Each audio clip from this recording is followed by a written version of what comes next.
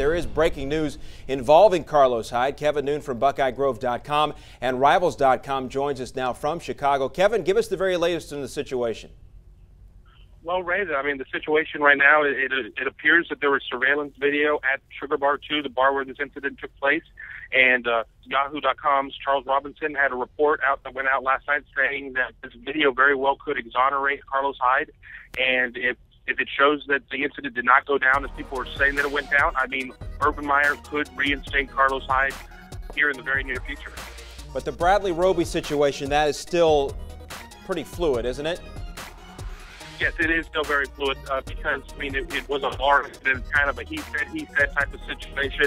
I mean, from the reports that I've read at this point, I mean, it kind of sounded like what happens at a lot of bars, a misunderstanding with a bouncer that kind of turned a little bit onto the physical side. I think that one, there's going to be a little bit more of a vetting process, so there's not going to be a quick resolution on that one, in my opinion. And that's exactly the way I read into it as well. Nothing new that happens at any other campus, I don't think, on a Saturday night. Kevin, ultimately, though, fans want to know the bottom line. How many games will these guys miss? So for both Hyde and Roby, what do you think is the best and worst case scenarios here?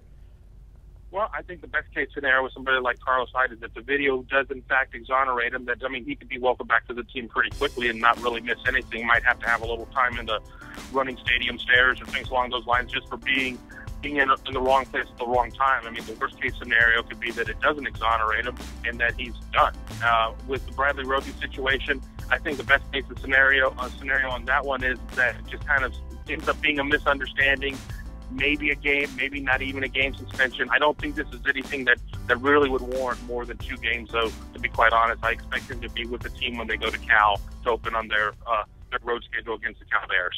All right, Kevin, so if neither player is able to play, are the Buckeyes deep enough at those positions to make up for the loss, depending how long these suspensions could be?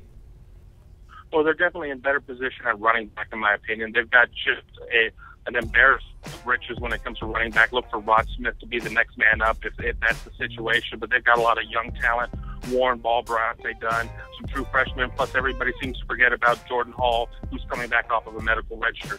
Cornerback, not as great of a depth chart at this point. They've got a lot of young kids right now. But after Duran Grant, maybe Armani Reeves may be the next guy off the bench. But Bradley Roby is definitely a key to Ohio State having a big run this year. They need him on the field. All right, Kevin Noon from BuckeyeGrove.com and Rivals.com. Thanks very much.